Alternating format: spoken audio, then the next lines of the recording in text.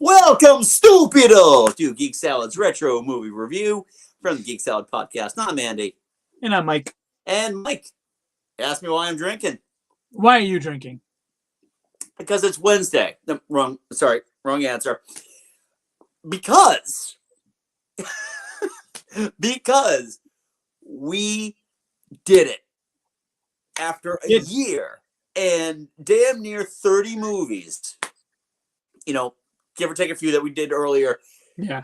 This is it. We are done with PIXAR reviews until Turning Red. And I'll be honest with you, let's wait a year before we review that or Lightyear.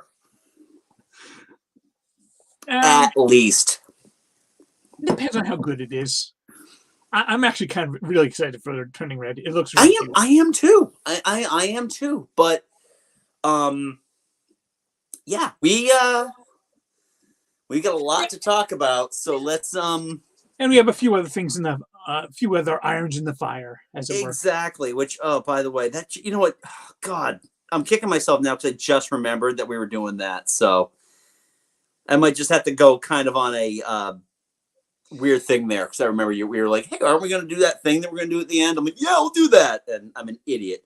So yeah, well, I didn't come up with my thing either. So okay, well, why don't we just do letter grades for all of them then? Okay. At the very end, we'll do a letter grade for all of them. Just do it. I'm pulling that up right now. PIXAR fetus, what? It's like I'm doing a Google search right now. It's just going to give me all of them. Oh, well, there's your first problem right there.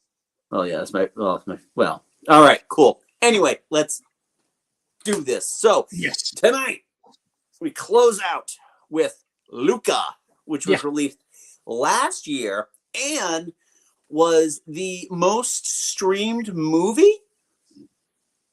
It was it was the most streamed movie. I don't think it had anything to do with Disney Plus. I think it was just the most streamed movie on very cool on the streaming services. I kind of like that. Mainly because I kind of like that movie actually. I you know what? I told you this so I got to, before somebody calls me out on it, this is already making for great stuff. I told you it is a great movie. It's not top tier PIXAR, but after what we have seen with, like Soul and a lot of the sequels, Yeah, I mean, after covering Soul last week, where it tries to cover this really complex and it's trying to go like, oh, it's dealing with life and death and afterlife and before life and all that. Yeah, it's kind of nice to just have this like fairly simple, little quiet, little very personal story, just with some really, really likable characters, unlike say last week's. Exactly.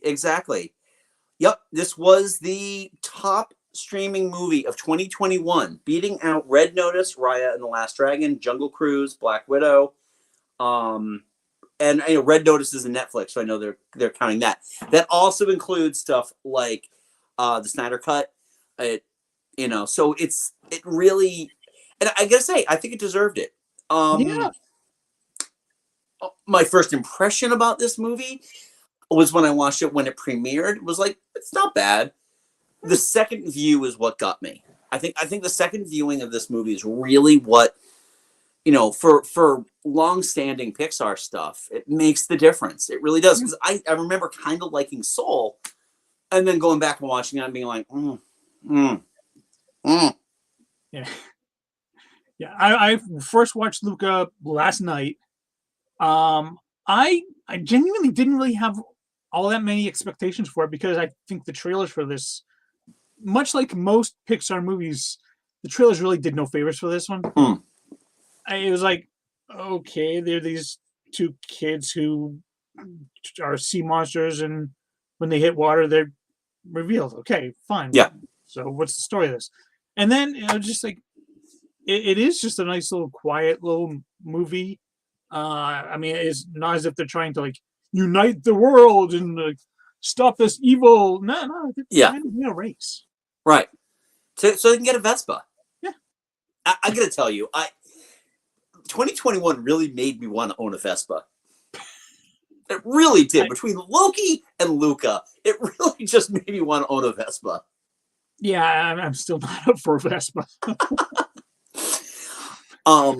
Yeah, the thing with this movie was, my initial response to this movie when I first saw the trailers was kind of like yours. It's like, okay, so we all know Pixar either undersells their trailers. Disney, to an extent, did the same thing with Encanto.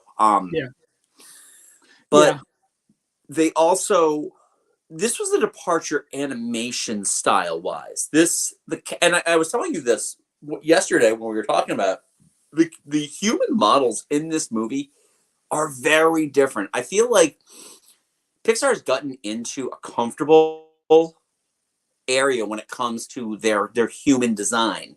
I mean, and you think about it, like the characters in Soul, the human characters in The Incredibles, even Coco. They've all, obviously from the evolution of Andy, in Toy Story. But to do this and to completely change that up, and I can't believe it took me a second viewing to realize it's from the same director who did La Luna. Yeah, and when you told me that, I was like, that makes so much sense because Luca and Massimo, those character models are pretty much the same character models of the kid in the father from La Luna, and dealing with like the astronomy and all that. This is like a prequel to Luca, really. It really, yeah. And if you haven't seen La Luna, it's gorgeous. Oh, it's beautiful. Definitely worth checking. It's amazing. Plus, I really enjoyed the character dynamic. I mean, I'm going to throw it out here. You can interpret Luca and Alberto's relationship however you want. Yeah, and it's fine because I see it. I'm seeing it both ways. I'm totally on board in either camp. Yeah. What's great is that much like a lot of the really great Pixar movies, if you view it just a straight story, it's a fun one. It's a really fun little story. You don't need to dig any deeper. But if you choose just dig a little bit deeper, there is wealth there. And it really brings so much to the story. Yeah, I agree with you on that. I feel like the dynamic of the three children is fantastic. The father, Massimo, is just great stoic design. Oh yeah, the Massimo just, he surprised me in such a pleasant way. Yeah, because he comes off just very gruff and very, and he's carrying the knife. He's always chopping up fish. Yep.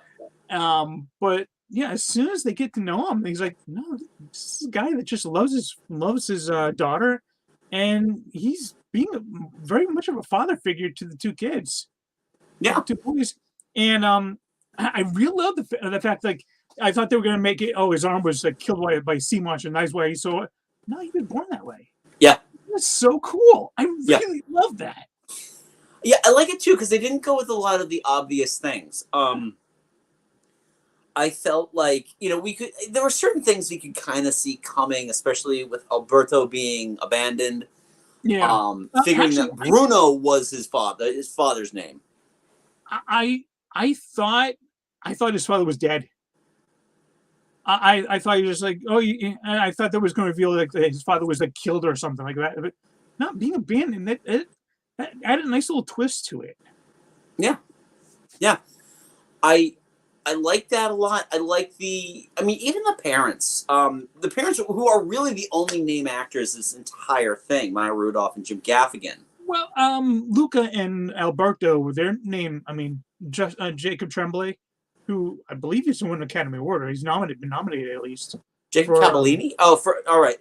Now you make me look at this. No, Jacob Tremblay, yeah. He played Luca, and I believe, let me see. I'm pulling it up. Jacob Tremblay. He won a Critics' Choice Award for Room with Brie Larson. Oh, okay, yeah. but I mean, honestly, he was the kid in Room. That was 2015. Yeah, it was 2015. I'm looking at it right Oh here. wow, he also voiced. Wow, What's that? he voices Damian Wayne / Robin in Harley Quinn, the anime series. Oh, he does. Oh, Yeah, wow. That's pretty awesome. That's pretty awesome. So, I mean, he's definitely got work. I mean, they all have work, but I'm just saying that in terms of recognizable voices, it was Maya Rudolph yeah, and Chip Gaffigan, and took me a while to figure it out. The uncle, yeah. Sacha Baron Cohen. Baron Cohen. Yeah. I mean, even Alberto, voiced by Jack Dylan Grazer, who It Chapter 2 and Shazam. Well, It Chapter 1 as well.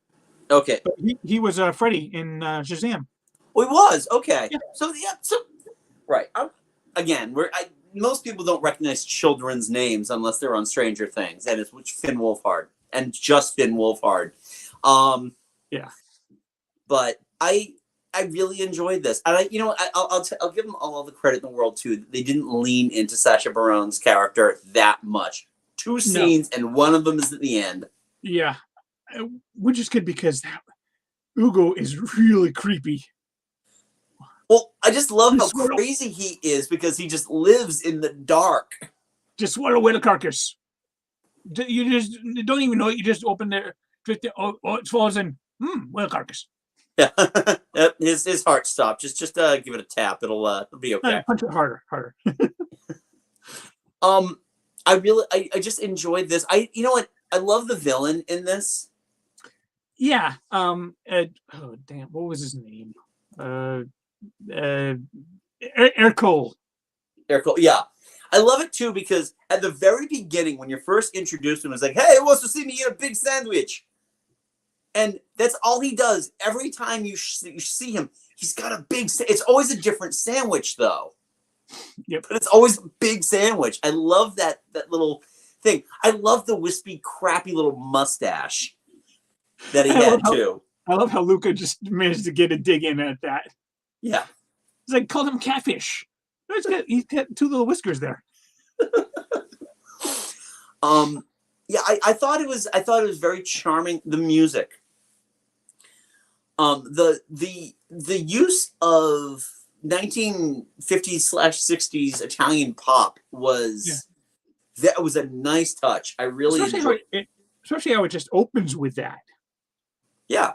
It sets the tone for the world that you're living in. That it's all just this Italian ocean village. And I liked it a lot because I don't feel like there's much in the way of stereotyping of the characters.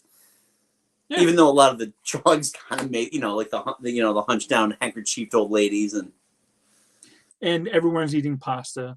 Well, that is Italian. So pasta's the state bird of Italy. I mean, come on, it's But no, I really enjoyed. This was a fun movie that I enjoyed more than I was expecting to enjoy, especially because again, Pixar doesn't have that magic touch anymore, and that's the shine has got some tarnish on it a little bit, right. And I think it's just because the product has been diluted with there's only so many magical, amazing areas that you can go. Yeah. But where do you go from that? I like this a lot. I'm glad that even though the trailer wasn't exactly what we were expecting to get, it didn't deviate so far off the path that we didn't, wasn't fun, nor were we like, oh, we're doing that instead. Yeah. And going back to the animation, I texted you, is like, it's very good. We've got almost a quasi stop motion to it. It did. The character models looked very, very 3D. I mean, yeah, technically speaking, CG is a 3D animation style, but even the hair, in a few shots, I was like, is that yarn? It looks and like when they talk, especially like the mouth, it's very, very streamlined, but every now and then you notice like it's got that just slight like pause of a stop motion. Yeah. I'm considering the whole thing is just CG, that had to be deliberate, and I thought it was brilliantly done. Yeah. Beautiful. I really I feel very strongly about this movie. Again, I don't think it's top tier. No. But it definitely is better than a lot of the other attempts. Honestly, I think the only thing that has going against it is it's lost in the shuffle of better movies. It's kind of like, we talked about this on our most recent podcast. It's almost like it's when you have a lot of quality, placement doesn't seem to matter as much because they can't all be top 5, Right, yeah. And we're coming close to 30 movies in Pixar. This is the first one, officially the first one that John Ratzenberger did not do a voice for. Oh, wow. He had an uncredited voice in Soul. Yeah. And it was really quick. I remember hearing about that. Yeah. I don't know if he's just done or... Wow, it didn't even occur to me. Wow. Yeah, his spots are becoming less and less as the years have gone on, except for, voicing Ham. Yeah. Huh. Yeah. Yeah. And the first to not feature him in any form. Wow. Yeah. It's an interesting thing, It's Casarosa, who's the director.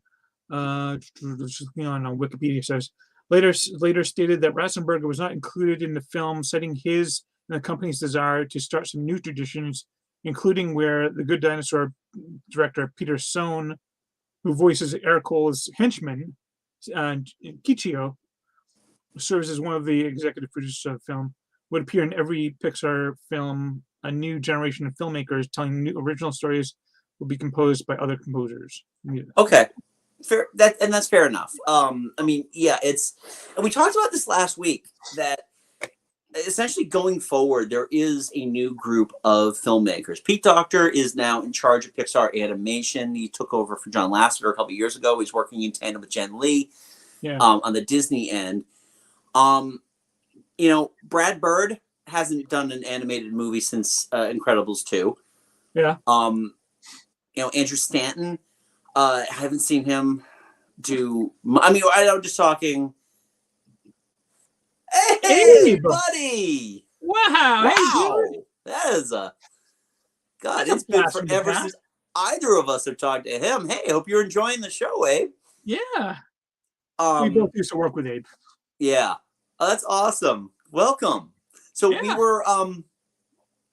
just looking at the original slate of directors for Pixar. Lasseter's gone.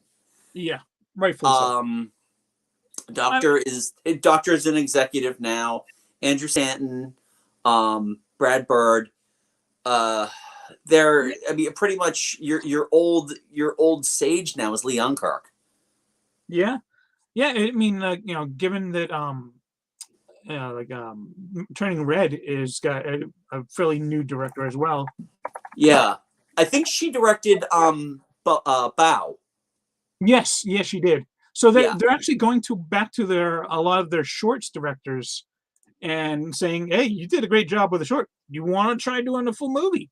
Which I'm totally on board with. You won an Oscar for Bao.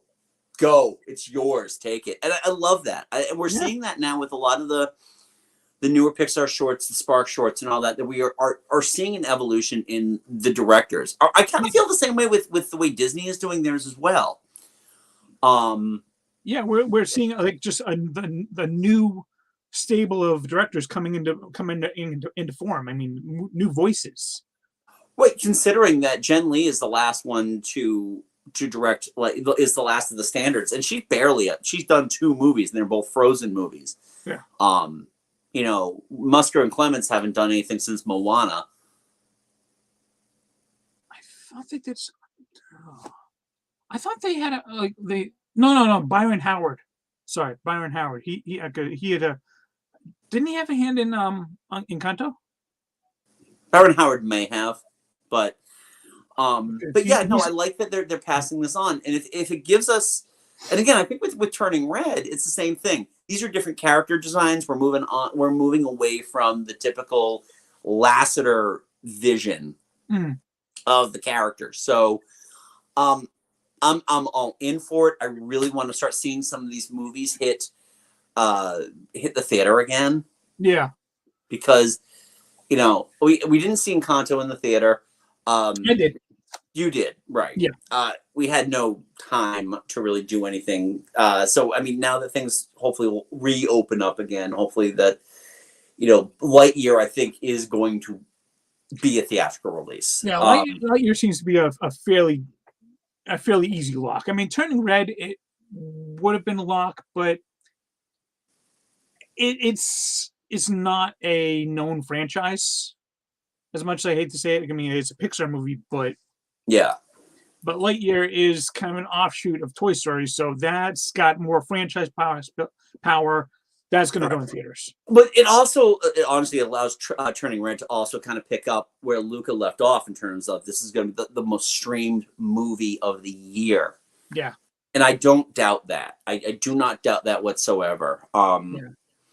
So, I mean, I really enjoyed Luca. I'm happy that this is where we're going to end our Pixar journey for now. Yeah. Nice little cherry on top. Yeah. So, we were going to rank these. We're going to share our rankings, but I forgot. Mike forgot. It's okay.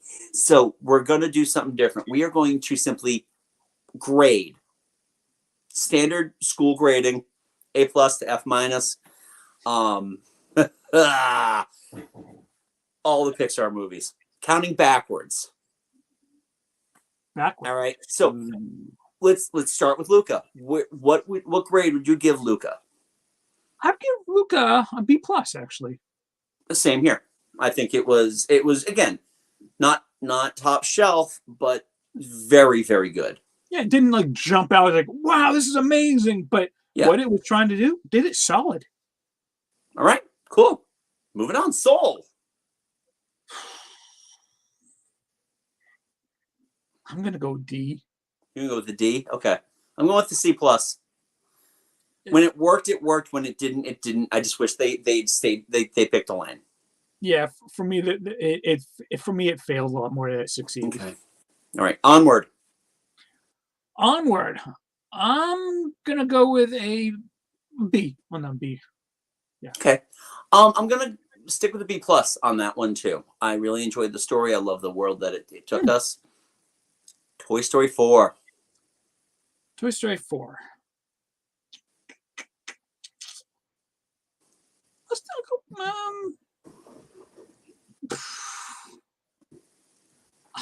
I'm gonna go B. Yeah, I'll go B.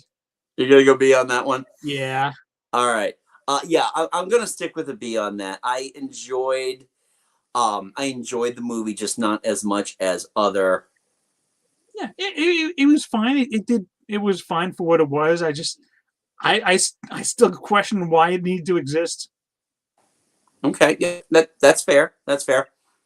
Incredibles 2. Incredibles 2. I'm gonna go B- on that one. Wait. I'll go with that one too. That is, as I was saying earlier with Luca, most Pixar movies need that second viewing to really get a good idea about it. And I was just gobsmacked by that movie when I first saw it. And then it was like, I can see the cracks. Yeah. For what it was fine, but it really didn't push anything new. It was just a further adventure. Yeah. Okay. Coco. Coco, I'm going to go with A. Yep. Give it a straight up A. It's top tier. It's one of the best. So, Cars 3. Cars 3. I'm going to go B+. You B+ on that. Wow. I'm going to go B+. That third act for me, it just not even third act, that second half of the movie, it just became a whole nother movie and one that I thoroughly enjoyed. Awesome. More than I thought. Yeah, I'm gonna give it a C+. I liked what I liked, just like Soul. I liked what I liked. There's still too much of the Cars nonsense. Yeah, the Really, first truly, half, to me, make it a great movie. that first half drags it down a lot. But yeah, once you hit Cruise's speech at the middle, that the rest of the movie is just a whole other animal for me. Yep. Finding Dory. Finding Dory, we'll go C plus. Yep, same here. Inoffensive. When it works, it works. When it doesn't, it's a slog. Yeah. Okay. The Good Dinosaur. D plus. D plus. I'm gonna go C minus. Yeah, I was kind of in there a little bit.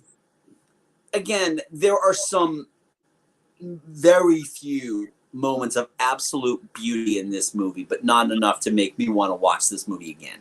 You know, I think I'll agree with you. Actually, I'll bump mine up to a C minus. Okay. Cool.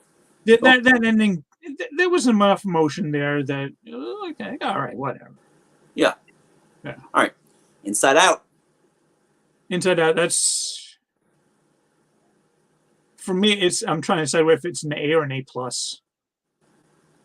You know my answer. It's an A plus. It's my Yeah. favorite Pixar movie. I am willing to ignore any of its flaws because I just feel like it's just so well executed. Yeah, I think I'll go A plus as well. There's just it is brilliant on every level. Yep. Yeah. Monsters University.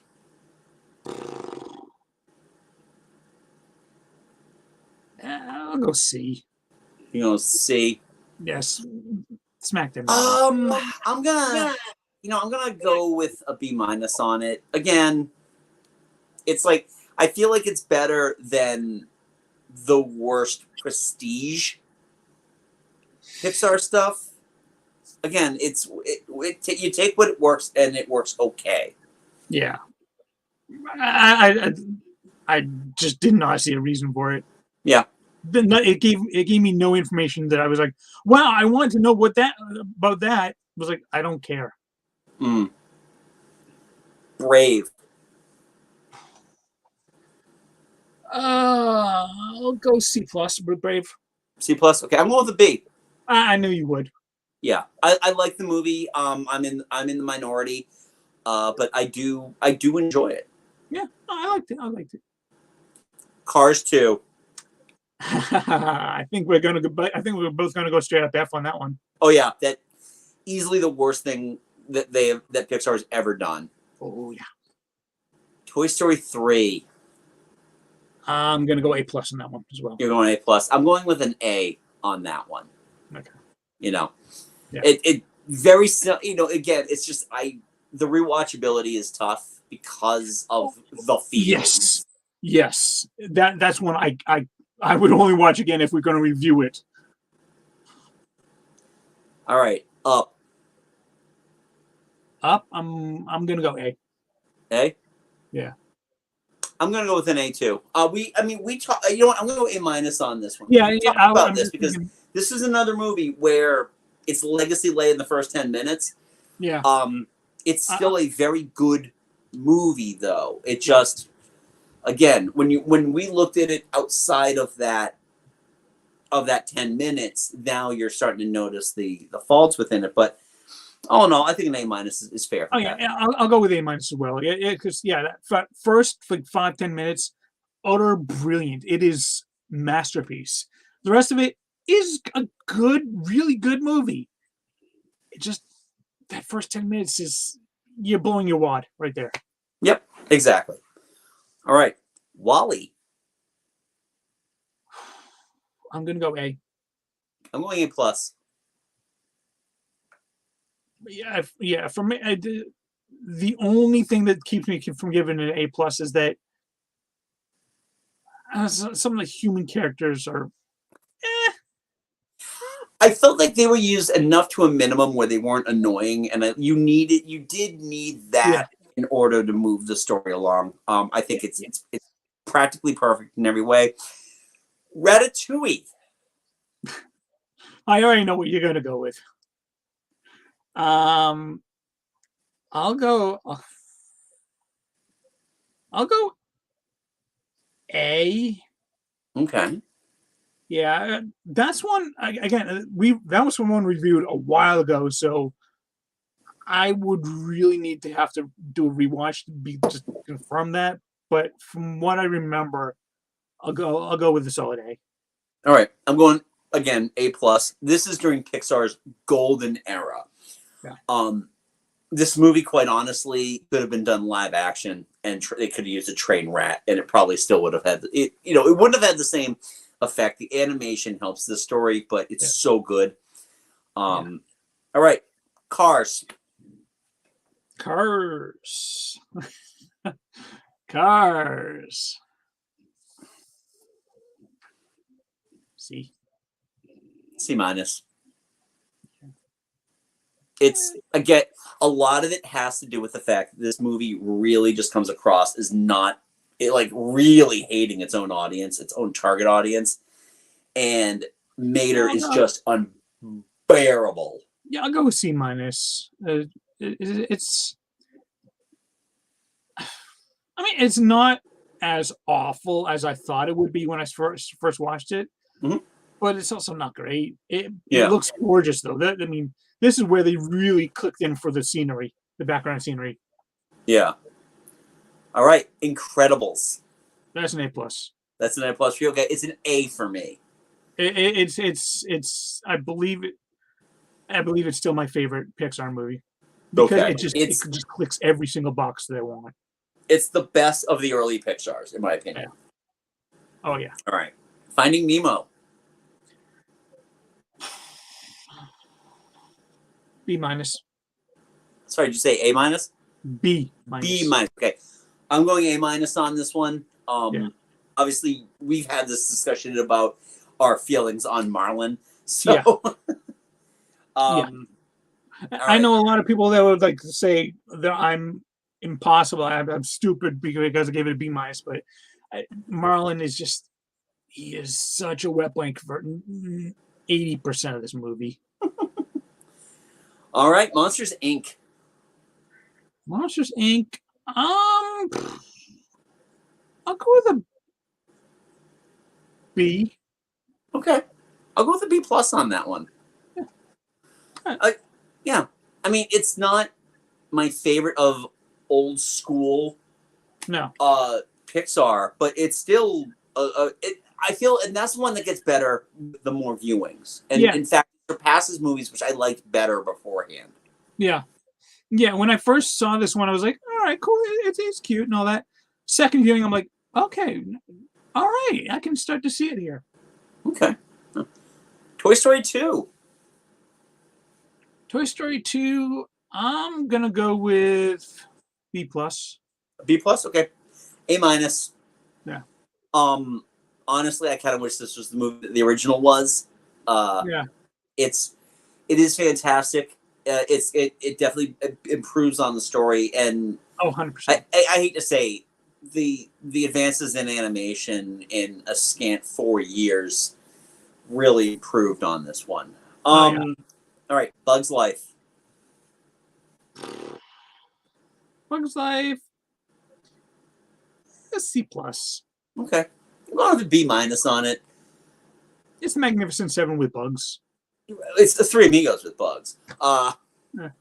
It's Three Amigos is Magnificent Seven with comedy. What?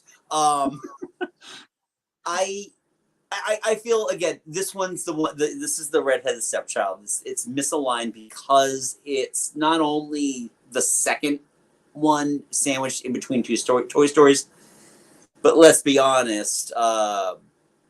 Katzenberg was a bit of a dick with this when he was like, oh, by the way, they're making a movie about bugs. Why don't we do the same thing here at DreamWorks Animation? Yeah. But I will have to take offense with one thing you said. Yes. This is not the redheaded stepchild. Brave is the redheaded stepchild. Literally redheaded. And then finally, Toy Story. I think people are going to be irritated with us if we don't give this an A plus, but I can't. I can't either. the time has not been as kind to this one as it has to others. Right. I'll give it a B. Yeah, I'd give it a B as well. Again, you're dealing with legacy characters that would eventually get better stories. Yes. And I had to have this conversation with somebody about The Matrix today. I do not for 1 second deny or refute the advances in technology and how groundbreaking this movie was. Yeah. But when you go back and you revisit this after seeing pretty much anything after any of these last movies that we just graded, it doesn't hold up. I mean, at this point now, You've Got a Friend in Me is like clock tower worthy. It just I can't. What are we gonna do at Toy Story Land, Mike? What are we gonna do? Because I'm gonna lose my damn mind. Don't worry, I'll just walk around behind you going.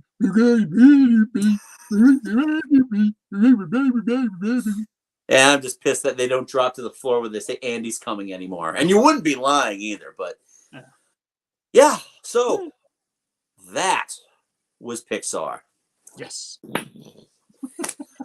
Oh man, outside of the breaks, it took us a year to do that, and that was a lot of movies. So I am really looking forward to moving on, and I know Mike is. Yeah, and every single time I watch that movie, I watch the PIXAR logo, I'm like, that flipping lamp is going to kill every single one of us. Yep. It's like, I just killed that eye. Who's next? That's what I think every time he's like, I just killed that.